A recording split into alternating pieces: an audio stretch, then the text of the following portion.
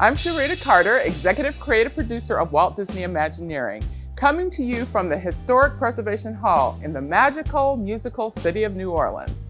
New Orleans is a neighborhood of friendly faces, a destination for good home cooking, and a cradle for American music. We're here to give you a behind-the-scenes look at how we're bringing Princess Tiana's world to Disney parks like never before. Tiana's Bayou Adventure is an upcoming attraction inspired by Walt Disney Animation Studios' film, The Princess and the Frog. When the attraction opens in 2024, guests are going to join Princess Tiana, Naveen, and jazz-loving alligator Louis on an adventure through the Bayou as they prepare to host a one-of-a-kind celebration during Mardi Gras season. And it wouldn't be a proper Disney celebration without magic and a little music.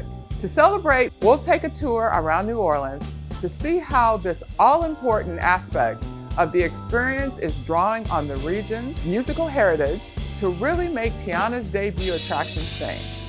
So let's board a boat and head down the bayou for a peek at what's to come. We're gonna take it down, we're gonna take it down, we're gonna take it all the way down. Jazz and the New Orleans art scene will make a splash when Tiana's Bayou Adventure opens at Magic Kingdom and Disneyland in 2024. Why, the Bayou's the best jazz school in the world. All the greats play the riverboats. Oh, Louis, give anything to be up there jamming with the big boys. Fireflies will light up the night and transport guests into an enchanted evening at the Bayou, all while Zydeco music fills the air. Yes! Zydeco is a special blend of rhythm and blues that was born in Louisiana. When guests hear it, they'll feel like they've stepped into Tiana's world.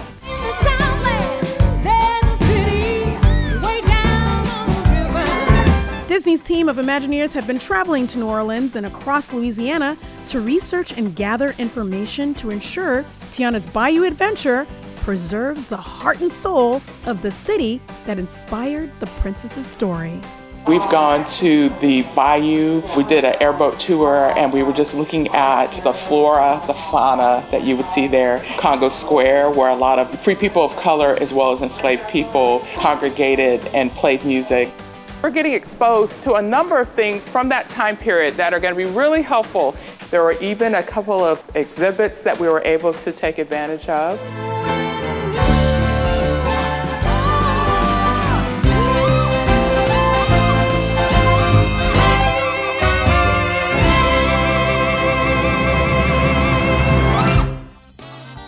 We're here at the iconic Preservation Hall in New Orleans to see how this next chapter of Tiana's story pays tribute to the region's musical legacy. Plus, a look at the Grammy Award-winning talent collaborating on this musical adventure.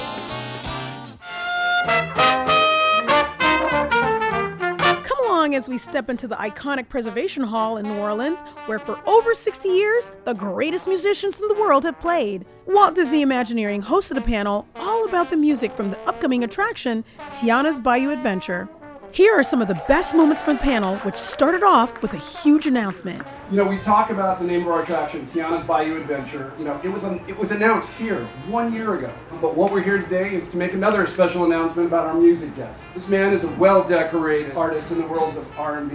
He's a native New Orleanian, multi-Grammy Award winner, writer, producer, arranger, musician, and an amazing human being. Also, he's writing an original song for us, as well as arranging songs for Princess and the Frog. Please welcome to the stage, PJ Morton.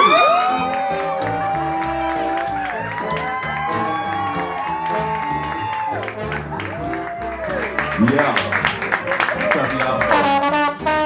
PJ Morton is one of the music producers for Tiana's Bayou Adventure, and much of the music will be recorded right here in New Orleans, including an all-new original song. With music from the film being so well known, PJ Morton talks about the challenge of writing new music for the attraction. Well, I mean, I'm a huge Randy Newman fan. It was exciting to me, the idea of creating something original for this. But that was also a challenge, you know, just trying to, all the songs are so well done. People are very familiar with them now.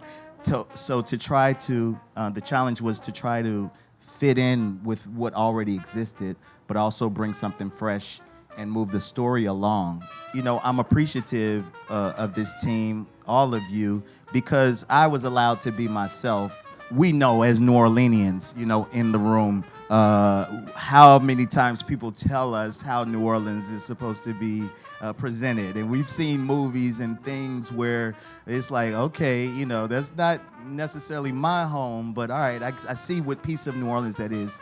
But these guys are being so intentional about making sure that the story is told in an authentic way and that the music is done in an authentic way. Everybody who I'm bringing along to be a part of this is just very authentic to New Orleans and very real, you know, not trying to make a caricature of what New Orleans is, but really just being our city.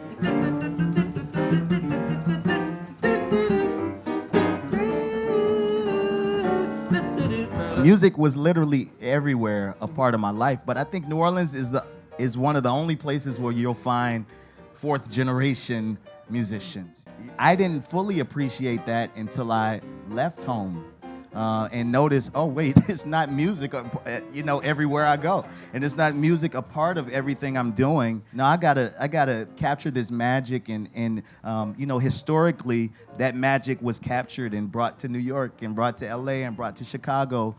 Because the industry wasn't necessarily here, but the magic was here. So for me, coming home was, I'm gonna take care of my own magic here in New Orleans and really shine a light on my own magic that I grew up with, because I have a different understanding and a full appreciation for it.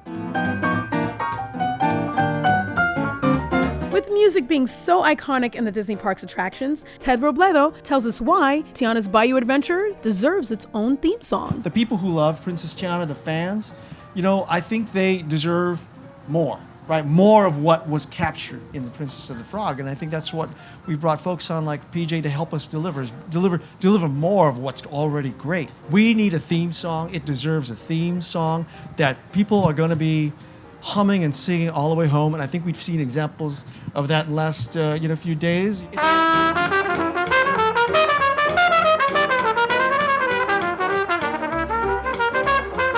The panel wouldn't be complete without a special gift. A huge part of our storytelling are the characters, and characters with story and emotion and whatnot. But we use these characters to tell the story and move it along, but they're the touch points that a lot of people recognize. Oh, that's the genie, that's Moana, you know, that's Stitch, that's Belle, that's Tiana, right? But I think that the music and this song, the song that PJ you brought, is as much of a character, you know, and as much of a storyteller to Tiana's Bayou Adventure, that we wanted to cement that. And we had a very talented artist at Walt Disney Imagineering sort of like show how much you are just as much a character in our story. Yeah, look at that. You know? And yeah. That's beautiful, man. Thank you so much. When we get back, The music is not music. It's a language. It's a thing that brings us together in ways we can't do any other way. and later, The song and the whole experience represents a celebration. So I want to see people walking away smiling, singing, humming, and also with just a little piece of New Orleans. Dreams do come true when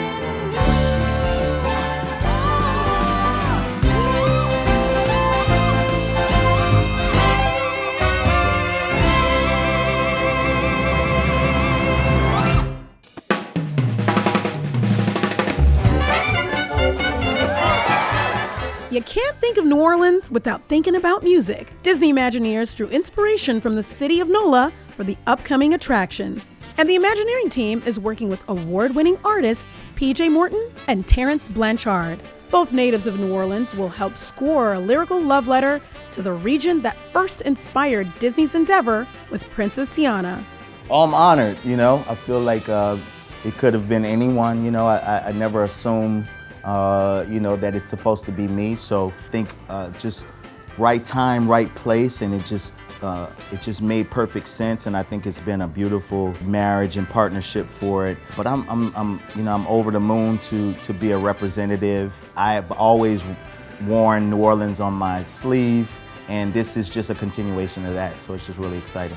PJ Morton will write, arrange, and produce an original song for the attraction. I hope that people walk away full of joy. I think the song and the whole experience represents a celebration. So I want to see people walking away smiling, singing, humming, and also with just a little piece of New Orleans, you know. Hope they want to get on it again so they can get another piece of New Orleans. But basically, you know, the main thing for me is I want them to feel happy. Terrence Blanchard, who is the trumpeter behind Louis the Gator's music, is spearheading the music arrangements for the attraction's queue. I'm excited about it because I get a chance to revisit the music of my youth, man. The tradition of New Orleans.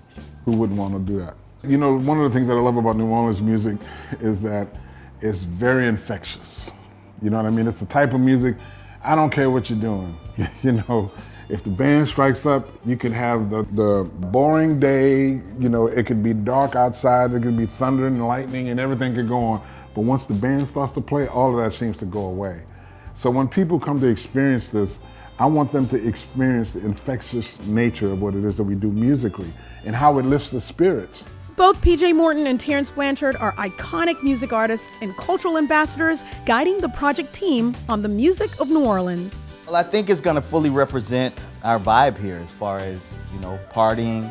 I think it's, you know, the underlining theme here in New Orleans is love, you know.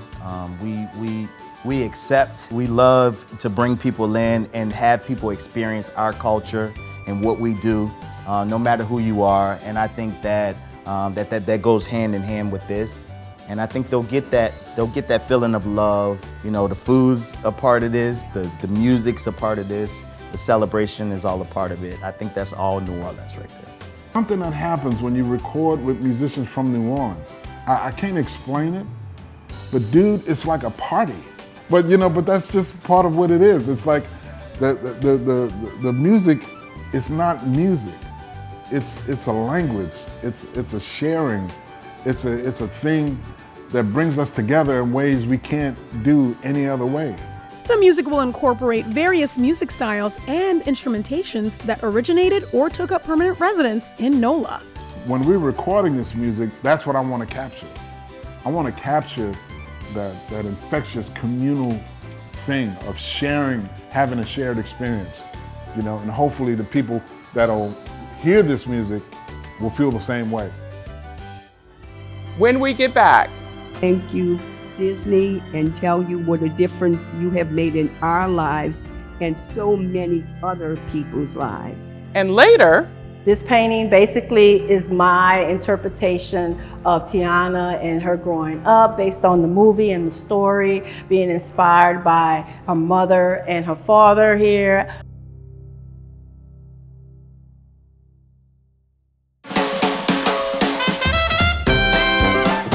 We're here at Dookie Chase's to learn about the local, real-life icon who helped inspire Princess Tiana's story.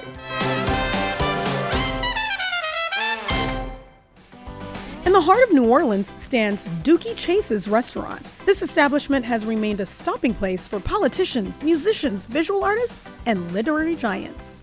But not too many people can say that they helped inspire a Disney princess.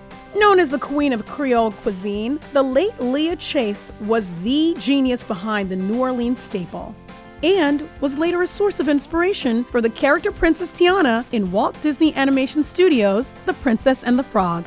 Gumbo smells good, Tiana. I think it's done, Daddy. Done. Thank you, Disney, and tell you what a difference you have made in our lives and so many other people's lives. Because if we have children and grown people coming here because of Tiana, they're not coming here just because of Tiana's restaurant and the food. It's the value, it's what she meant to them. It's the fact that in spite of whatever she went through, she found a way to survive. The restaurant opened its doors for business in 1941, soon becoming a meeting place for music, entertainment, civil rights, and Black culture in New Orleans. Now run by the Chase family, the restaurant's community-steeped traditions live on in her legacy, becoming an institution of culture. Today, Disney Imagineering maintains close ties with the Chase family as they continue work on Tiana's Bayou adventure. welcome to Yaya. Young Aspirations, Young Artists. Here we'll learn how a part of Tiana's next chapter is a story about community with creativity and companionship at the center. My name is Charita Carter. I'm from New Orleans, Louisiana, where I'm at Young Aspirations, Young Artists, also known as Yaya. Since 1988, Yaya has been executing their mission to empower creative young people through their visual arts education combined with entrepreneurship and life skills training. When Disney Imagineers sought inspiration for Tiana's Bayou adventure, they found a perfect partner in Charita Carter. Family tradition is kind of the name and theme of this painting. This painting basically is my interpretation of Tiana and her growing up based on the movie and the story, being inspired by her mother and her father here. The NOLA artist and Yaya alum has offered a local perspective to Imagineers. I wanted to add elements that represent New Orleans, but also I wanted to show a little bit of my signature style, which is about movement and color. The series commissioned to Charita includes inspirational art featuring Tiana and friends. I identify with Tiana because she's a dreamer, and like myself, I believe that if you dream and you act on those dreams, with perseverance, that your dreams can come true. So this is kind of a representation. When I saw the movie, I was instantly drawn to her because she represented not just myself, but people I know, family, friends, my mom, my sisters, all those people who have stuck and stayed the course and never gave up on their success. Next, we take a look at an artist who's using his paintbrush to tell the history of Black Americans. And for more than 30 years, this New Orleans resident has been depicting everything from Black figures to culture and even religion. My love of art, started very early in the city known for its rich cultural heritage, New Orleans. It's rich with culture. See all the artists in the square. I was enamored with that. I was definitely interested in my upbringing, my community. And so as a legacy piece, that's all I wanted to do. I wanted to purpose my paint. I wanted to paint about my history, my heritage, my identity. And when I decided to pursue the art full time, that was my primary purpose and focus. So I can honestly say over a period of 30 plus years, I've made a sustainable impact in the preservation of African American history and culture. If you look at my African Americans in the Legal series, African Americans in the medical field, if you look at my Buffalo Soldiers, my Tuskegee Airmen, my pictorial anthology of African Americans and religion, my jazz exhibition, those preserve and tell our stories in a unique manner. It's a visual narrative. It's not written, but it's visual. What they say is that a picture speaks 1,000 words. And I think it speaks a little bit more. I also know that the language of art is universal. So whether you speak 2 languages or 4 languages, I speak all of them when I paint.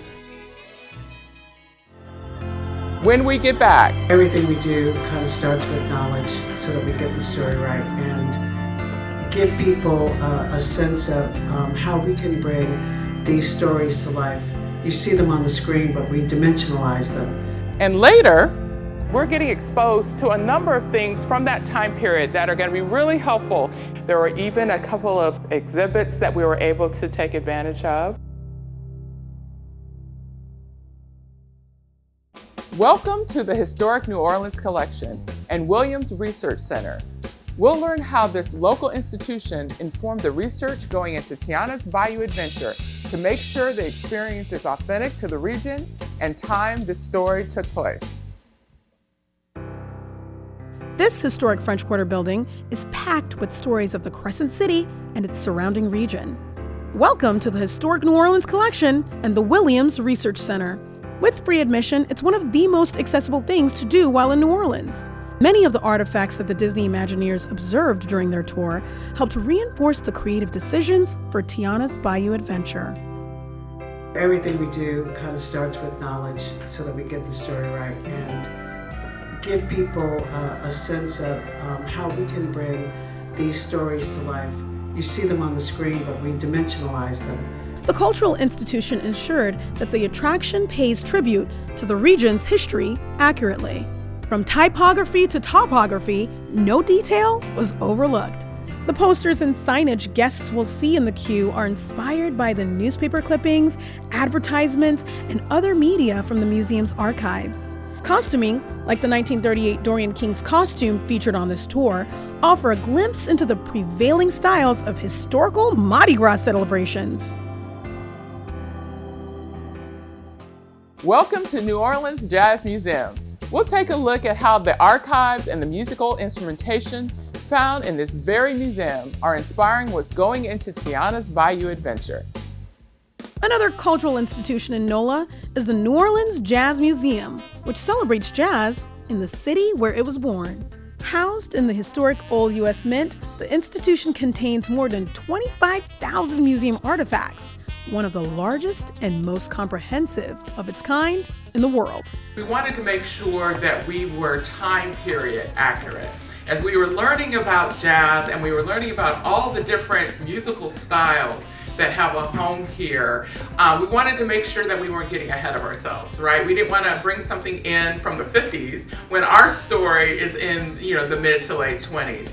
The Jazz Museum worked with Disney Imagineers to bring Tiana's Bayou adventure to life with authentic artifacts and insights. We want children who experience our attraction to see themselves and know that they can, play instruments and pursue their dreams as it involves with music. We wanted to incorporate Ralphie into our attraction. So this drum served as a prototype for us in doing our design. The places we visited today aren't just the spots that locals love. They're locations known around the world and made a little more magical with the storytelling of Disney. Thanks so much for joining us on this journey through Tiana's New Orleans here on Localish.